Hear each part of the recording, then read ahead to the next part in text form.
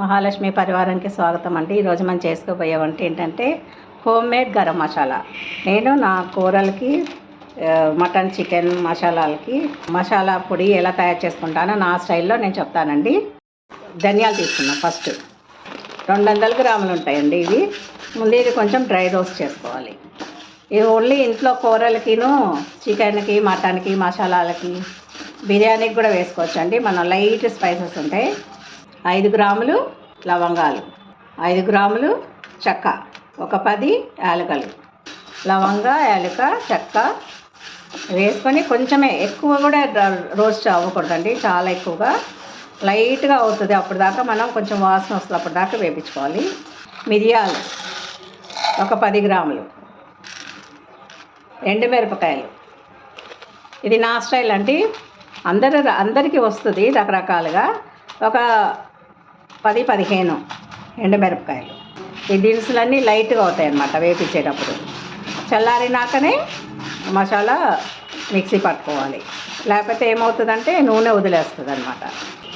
50% వేగితే చాలన్నమాట, 100% వేగకూడదు మసాలాలు. 50% ఏమో మనకి కూరల్లో వేగుతాయి కదండి, అందుకని 50% వేపించుకోవాలి. ఒక పెద్ద స్పూను గసగసాలండి, ఒక పెద్ద స్పూను. 50% అండి. ఎప్పుడు దాకా అంటే ఈ దినుసులు లైట్గా అవుతాయి అన్నమాట, మనం వేపించుకునేటప్పుడు తెలిసిపోతుంది మనకి. అంతవరకు వేపించుకుంటే చాలండి, ఆపేద్దాం. ఇంకా ఎక్కువ రోస్ట్ అవ్వకూడదు, బాగోదు. ఇవి చల్లార్చినాక చూద్దాం. లాస్ట్కి ఒక స్పూను షాజీరా వేసుకోవాలండి, చిన్న స్పూను షాజీరా, చిన్న స్పూను జీలకర్ర లాస్ట్కి వేసుకోవాలండి. ఇవి వేడికే మనకి ప్యాన్ వేడికే వేడెక్కిపోతాయి అన్నమాట, ఊరికే మాడిపోతాయి అవి. మిరియాలు మాత్రం 2 స్పూన్లు వేసుకోవాలండి.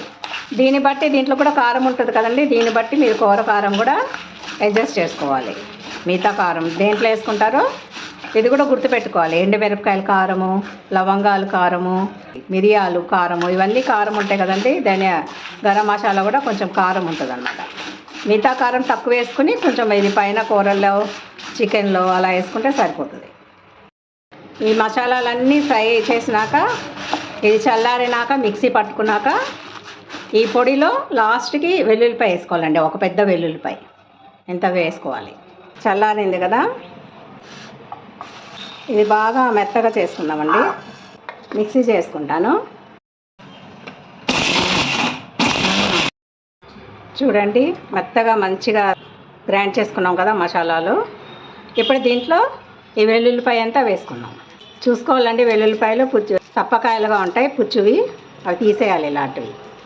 ఇది గ్రైండ్ చేసుకుందాం. చూడండి, మంచిగా మనం మిక్సీ చేసుకున్నాం కదా మసాలా పొడి. ఇది వేడి చల్లారినాక ఎయిర్ టైట్ కంటైనర్లో వేసుకొని 1 రోజుల పాటు వాడుకోవచ్చండి. 1 రోజుల దాకా బాగానే ఉంటుంది ఫ్లేవరు. ఫ్రెష్ది అయితే బాగుంటుందండి. ఒక 100 గ్రాములు అంతవరకు, 200 గ్రాముల వరకు చేసుకోండి, అంతకన్నా ఎక్కువ బాగోదండి. నేను 200 గ్రాములు చేసుకున్నానండి. ఇది నాకు 1 మంత్ వరకు వస్తుంది అనమాట. అన్ని కూరల్లో వాడుకోవచ్చు దీన్ని. ఇలాగే చికెన్లో, మటన్లో, మనం ఏ బిర్యానీలకైనా ఇది వేసుకోవచ్చండి. టమాటా రైస్ దేనికైనా అన్నిటికీ పనికి వస్తుందండి, చాలా బాగుంటుంది. మీరు కూడా ఒకసారి ఇలా చేసుకుని ట్రై చేసి నచ్చితే కనుక లైక్, షేర్ అండ్ సబ్స్క్రైబ్ అండి.